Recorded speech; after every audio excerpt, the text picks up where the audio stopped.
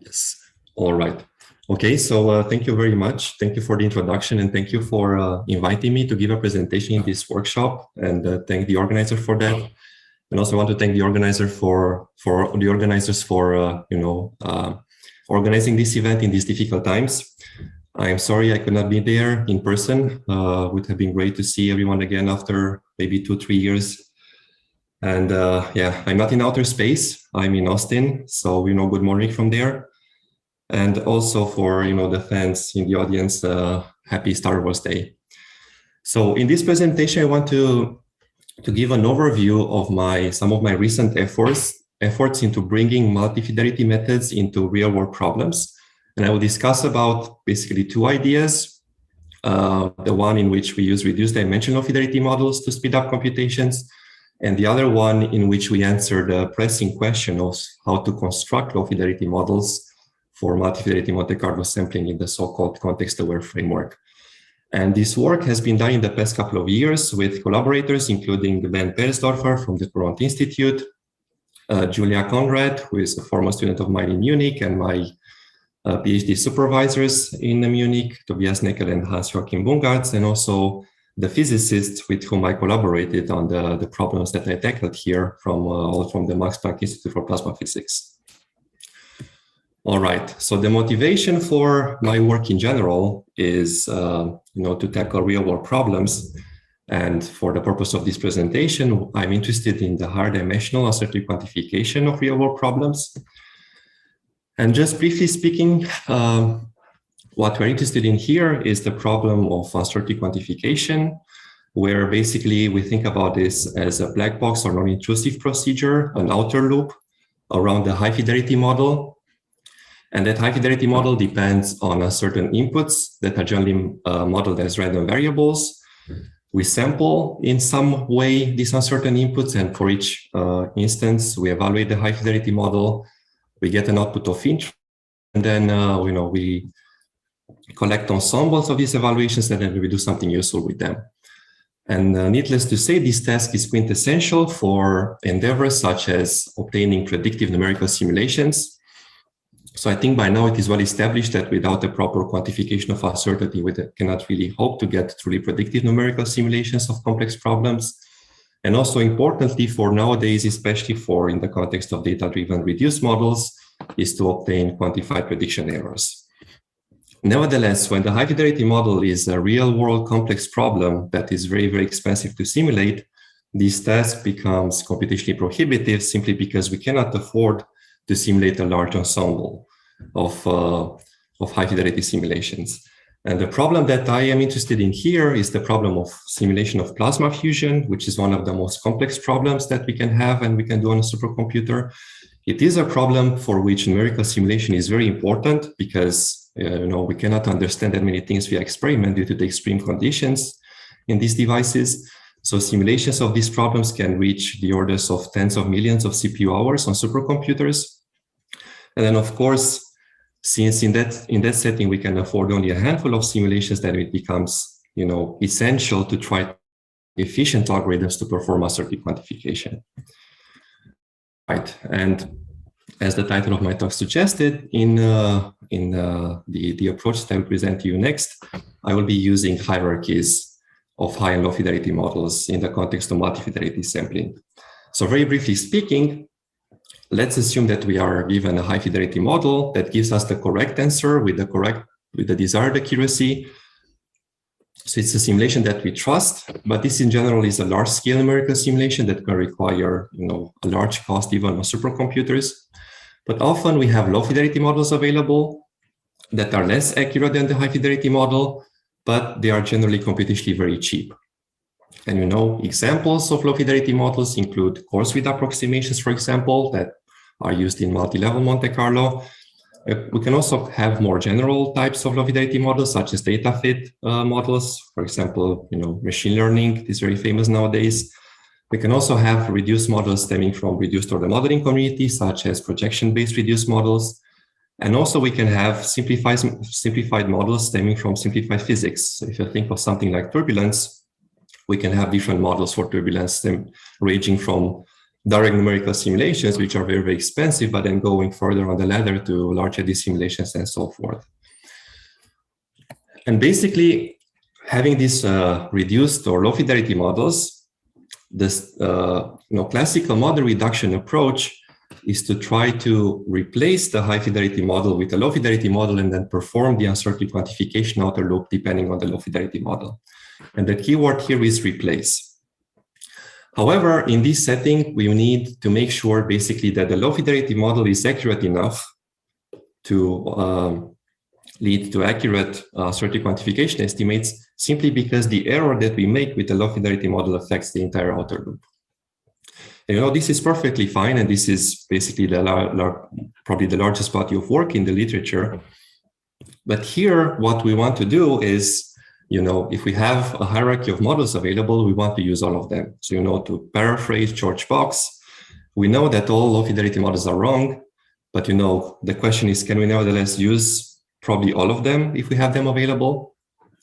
And the key word in multi-fidelity methods is, instead of replacing the high fidelity model with a low fidelity model, we combine high and low fidelity models together.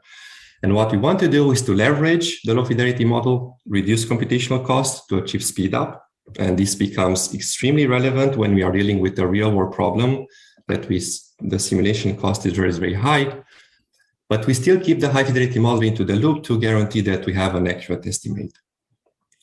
And basically the picture that we have then to perform the outer loop is basically we do the uncertainty quantification outer loop depending on a hierarchy of high and low fidelity models. And without further ado, let's dive into the first part of the contribution of this talk, which is to perform multi-fidelity Monte Carlo sampling with reduced dimension low fidelity models. So basically, we try to answer the following questions. The first one is a rather generic multi-fidelity Monte Carlo question, which is given a hierarchy of high and low fidelity models. How can we use them to speed up computations? And something more specific to the work that we have done is how can we use information provided by low fidelity models for even more speed up? And basically the picture is depicted here on the right, where we have the hierarchy of high and low fidelity models. And then the task is to use these to compute the quantity of interest given a computational budget P. And basically, very briefly, so given a high fidelity model that depends on the uncertain inputs theta and has an evaluation cost W0, which is assumed to be high in this case, because generally, real world applications require a large computational cost. We are given a computational budget P, let's say in seconds, and let's say that the task for simplicity is to compute a linear moment of the high fidelity output, which is the expectation. Now, if we were to do this with a standard Monte Carlo estimator, basically we would draw samples from the given distribution of the inputs, evaluate the high fidelity model at each sample, and then compute a sample average. And then the given budget, let's say, that is, allows us to do M as such evaluations. However, we know that the mean squared error of this estimator, which is unbiased, is basically the ratio between the variance of the high fidelity model and the number of samples that we can draw given the computational budget. And this decays very slowly. So basically, to make this mean squared error smaller, we have two options. One is to increase the number of samples, of course, which we don't want. And the second one is to decrease the variance, so the numerator.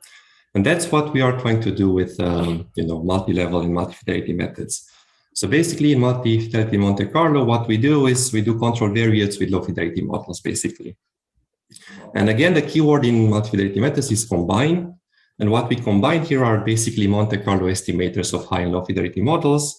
And we obtain a multi-fidelity Monte Carlo estimator, which is, we start from a Monte Carlo estimator that depends on the high fidelity model. And then we add corrections that depend on low fidelity model estimators with the control variance coefficients gamma J. And basically, the important thing in the standard multi-fidelity Monte Carlo algorithm is that there are two important ingredients that basically characterize the low fidelity models. So one of them is their accuracy, measured statistically with respect to the high fidelity model in terms of the Pearson correlation coefficient. And the second one is the evaluation cost. So this is a key thing here, because in multi-fidelity methods, not only the accuracy of the models is important, but also the evaluation cost. For simplicity in what follows, let's normalize the evaluation costs such that the cost of the high-fidelity model is 1, and then the costs of the low-fidelity models is sub-unitary.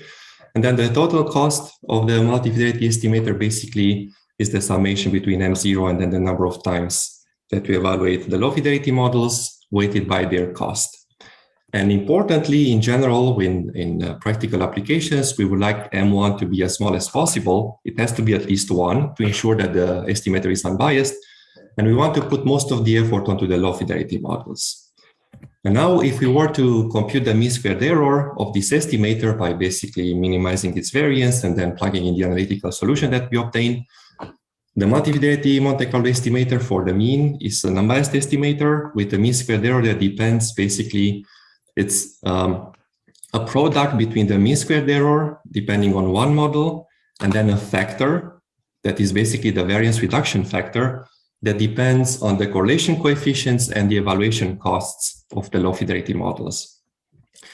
And that's, very interesting because when I said that, in multi-fidelity methods, we can use low-fidelity models that are not necessarily very accurate. If we look at this factor here, if we have a low-fidelity model that has not necessarily a very high correlation coefficient, but has a very, very low evaluation cost, that actually this can decrease this variance reduction factor. So recently, for example, I had done an experiment in which I dealt with a nonlinear transport problem in fusion reactors, which was very, very expensive. And I have constructed a data-driven reduced model that was basically 1 billion times cheaper computationally. So that reduction actually would play an important role in something like a multi-fidelity Monte Carlo estimator. So the important thing is that the variance reduction factor here depends on the correlation coefficients and the evaluation costs of the low-fidelity models. And then to emphasize, the way we apply this algorithm and the way we used reduced dimensional low-fidelity models, I want to show our first results, which are basically, we can have considered a real-world problem, which concerns plasma fusion and is one of the most important problems right now in plasma fusion, which is the so-called turbulence suppression by energetic particles. So physicists have realized some time ago that one way to stabilize, the turbulent transport in fusion reactors, which is, by the way, one of the most challenging problems that we have to deal with, is to inject energetic particles into the plasma. And what we have considered here, we had a parameter set that is based on a jet discharge. So jet is the largest tokamak device in the world, in the UK. So this is, the values that we have here are experimental values. To simulate this problem, we have used a gyrokinetic simulation code called GENE, which is developed in Garching at the Max Planck Institute for Plasma Physics. And because we wanted to, be as realistic as possible in our simulations, we have considered 5 particle species, which increased the complexity of the problem.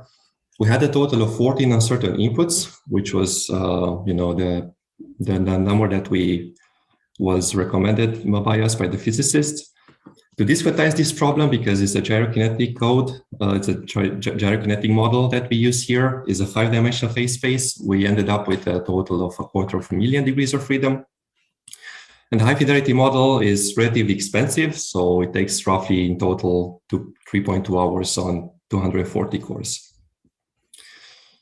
And I will not go into too many details here in the interest of time, but basically this is a very challenging problem for uncertainty quantification because of the cost of the high-fidelity model. It's also a very practically relevant problem because of the interest and the possibilities in plasma physics. And what we have considered here, because of the cost of the high-fidelity model, we wanted to construct data-driven low-fidelity models that are ideally cheap to construct and very accurate, if possible. So to this end, we wanted to use adaptive sparse read based low-fidelity models. And we have used the dimensional adaptive algorithm. And what we have observed after performing the post-processing with this algorithm is that this problem, which is the real-world problem, exhibits structure. And by structure, we mean that we are given 14 uncertain inputs, but out of these 14 uncertain inputs, only a handful are actually important for the uncertainty quantification problem. And using this dimensional adaptive sparse read low-fidelity model, with a relatively low tolerance, 10 to negative 6. We needed only 96 high-fidelity evaluations to construct it. And what we have observed, computing the subword indices for sensitivity analysis, that only a handful of parameters are important. Which they are is not really important for this discussion. This is more of a physics question. But if you look at this graph here, in which the bars basically indicate the importance of the 14 inputs, we see that only a handful are really important. And then the question was, how can we use this information to our advantage to speed up the multi-fidelity Monte Carlo outer loop? And then basically to this end, we have used the hierarchy of 4 models in our experiments. For the high fidelity model is the expensive gyrokinetic code. The first low fidelity model is the sparse read model constructed using all 14 parameters. And then we started to decrease this number based on the sensitivity information that we acquired at this step. The second low fidelity model is basically the same sparse read interpolation model, but with 9 of the most important parameters. And then we decrease this up to 6. So going from 14 parameters to 6 only. And then if we were to look at the accuracy sacrifice that we have by neglecting the unimportant inputs, we see that the correlation coefficient basically of the 6-dimensional low fidelity model is 0.99, which is very, very high, simply because the parameters that we have neglected are not important at all. Interestingly, if we look at the cost reduction, so WJ bar is basically the cost, the relative cost with respect to the high fidelity model, we see that for the 6-dimensional low fidelity model, we get a speed up of almost 1 million. So that's really the beauty in these problems, because the high fidelity model is so expensive that using something like a data-driven low fidelity model can achieve tremendous speed ups in terms of costs. And if the accuracy is large, then we are on the win-win side of things. And then if we were to look at the speed ups that we get with this approach, so in this slide, I depicted the mean squared error versus budget for inclusive budgets up to 1 million seconds. And on the left, you see the mean squared error that is obtained with the analytical formulas. So this is just to give us a sort of intuition of what to expect in this problem. And then on the right, we depicted the mean squared error obtained after performing computations. And what we have considered in our experiments, basically the standard M Monte Carlo algorithm that depends only on the high fidelity model. We have considered the multi-fidelity Monte Carlo algorithm that has a hierarchy of 2 models, high fidelity model and the full dimensional sparse read model.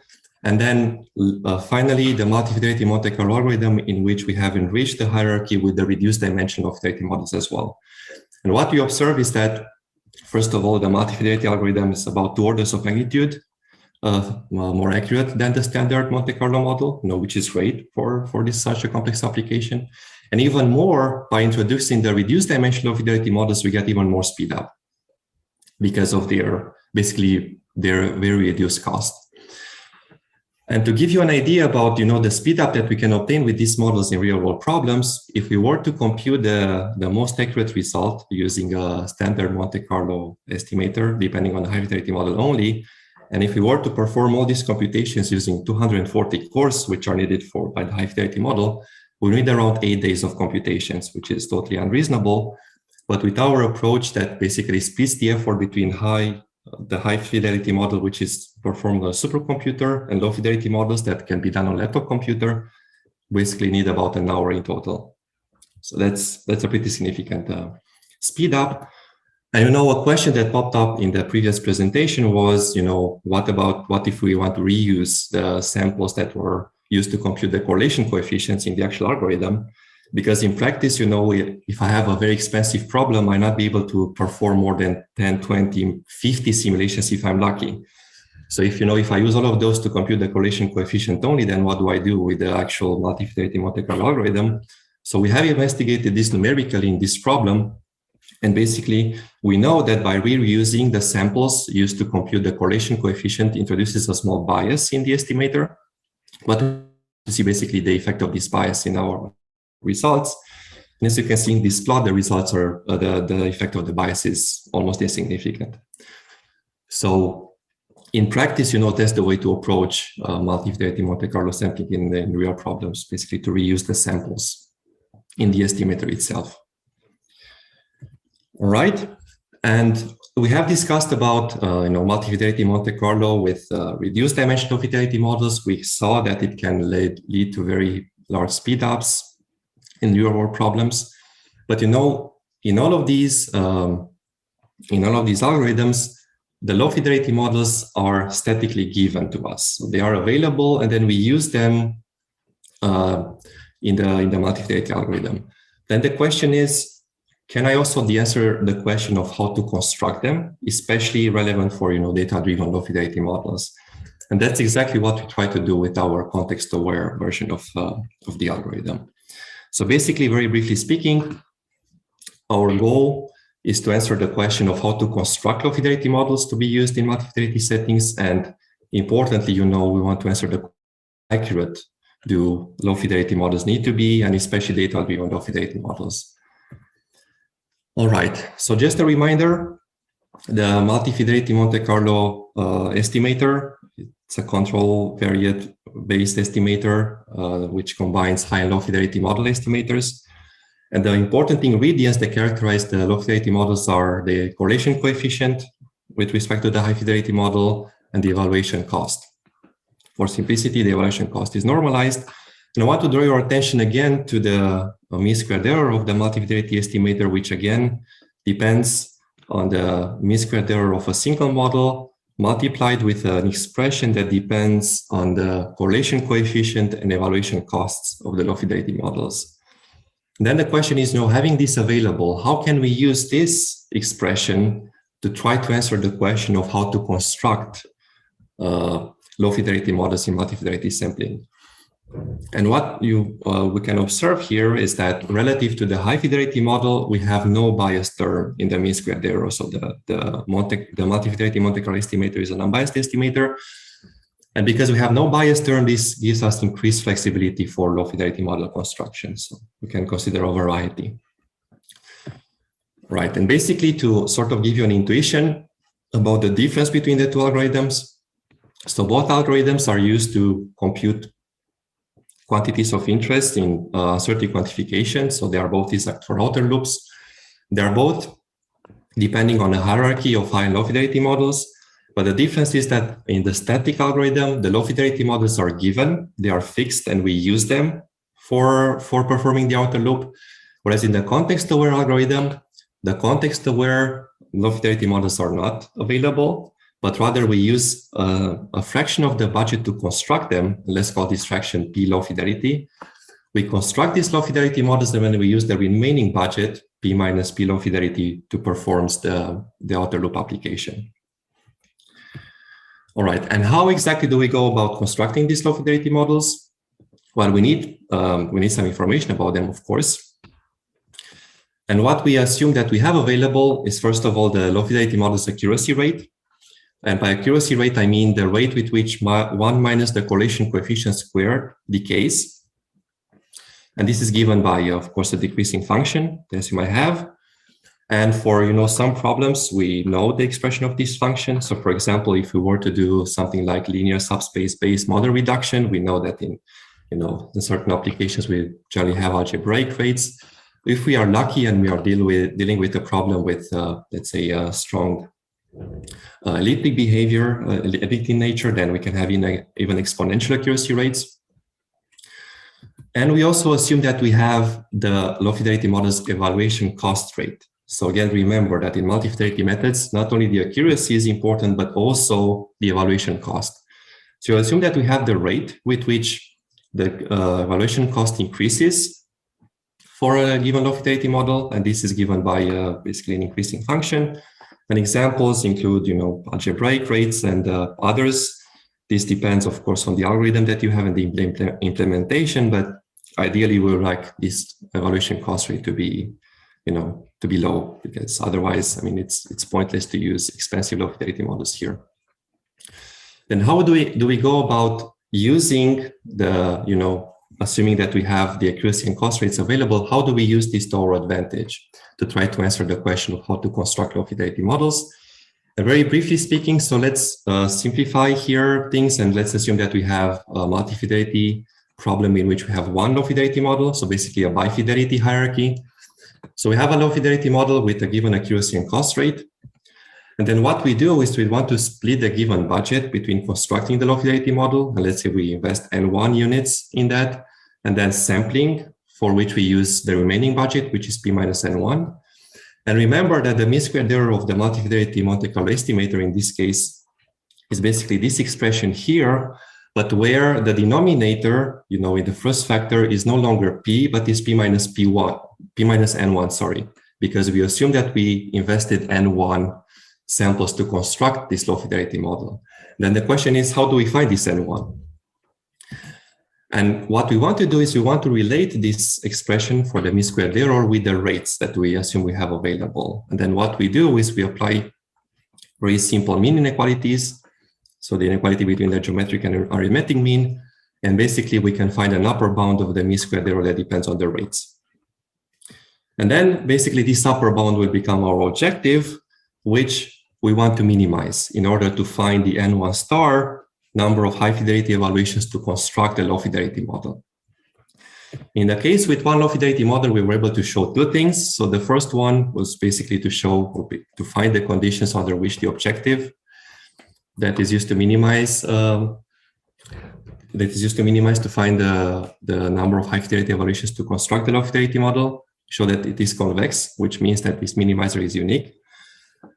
And even more, we were able to show that this minimizer is upper bounded by a constant independent of the budget. Basically meaning that as you increase the budget, beyond a certain point, there is no need to increase the accuracy of the low fidelity models, of the low fidelity model even further.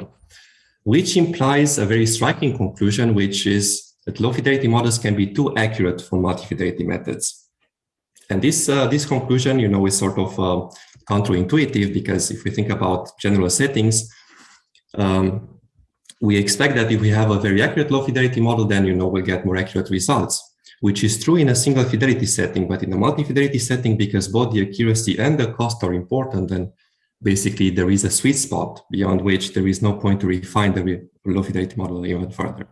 To sort of demonstrate this pictorially, this is taken from a model problem. It's not really important what the problem is, but sort of to show what I mean by the fact that low fidelity models can be too accurate. On the left, I show you the N1 star versus budget. And we see that as the budget increases, N1 star is bounded by 20 in this case. So we see that beyond budget 100, there is no need to refine, the model even further. And if we were to look on the right, where I show a mean squared error plot versus budget, comparing multi-fidelity Monte Carlo with the context-aware multi-fidelity Monte Carlo, we see, in dark purple that the context-aware multi-fidelity Monte Carlo result is the most accurate, which was obtained with at most 20 high-fidelity model evaluations. So the low-fidelity model was constructed with at most 20 high-fidelity model evaluations. And to underline the fact that low-fidelity models can be too accurate, I also consider the multi-fidelity algorithm in which the low-fidelity model was constructed with 50 high-fidelity evaluations. And that indeed is more accurate in terms of correlation coefficient, but its evaluation cost is a lot higher. So you see that the mean squared error line is actually above the context-aware line, which again, this is the indication that the low fidelity model constructed using 50 high fidelity evaluations is simply too accurate. We have applied this algorithm in several scenarios, including a real-world problem, again, concerning plasma physics. This is based on a parameter set from Aztec subgrade, which is the device in Garching in Germany. I'm not going to too many details here because I wanted to draw your attention basically on one thing here. We have considered a hierarchy of 4 models. So the high fidelity model, again, is a gyrokinetic simulation code. We also have considered first a static low fidelity model, which is a code-free version. And then we have constructed 2 context-aware low fidelity models here. One based on adaptive sparse reads, and the second one, we considered a feed-forward deep network. So basically a very, very basic machine learning model here, because simply we wanted to see how much training data we need for this deep network. And if I were to show you directly this graph, so this graph shows the N stars for the sparse read model and the deep network model versus budget. And we have performed experiments here at a single budget because the cost is very, very high. So we considered a budget of 5 million seconds, which is a rather high budget. And for this very high budget, basically, the algorithm showed us that to construct the sparse read model required 450 high-fidelity evaluations, and to construct the deep network regression model, which is basically not informed by anything, is a black box model, requires only 263 high-fidelity evaluations to train, which is it's an affordable number. And of course, if we look at the work split between the high and low fidelity models in the multi-fidelity algorithms here, generally we observe that most of the effort is put into the low fidelity models, which is what we want, because low fidelity models here can be simulated on a laptop computer, whereas the least effort is put onto the high fidelity models, which again is desired because these high fidelity models are simulated on supercomputers. And needless to say that the context-aware algorithm was at least orders of magnitude more efficient than the standard Monte Carlo algorithm that depends only on the high fidelity model. But really, the important thing to keep in mind here is that the most of the effort is actually put onto the low fidelity models as we wanted. So to summarize, we have discussed structure exploiting and context-aware algorithms, low fidelity models for multi-fidelity settings. I have shown you that considering reduced dimensional fidelity models can speed up computations, especially in real-world problems. I have shown you briefly our context-aware framework, which tries to answer the question of how much data do we need to train, for example, data-driven reduced models. And surprisingly, we have shown, and we also have theory for the case with one low-fidelity model. Low-fidelity models can be too accurate for multi-fidelity settings. And here are our references, and with that, I will end. And thank you so much for your attention.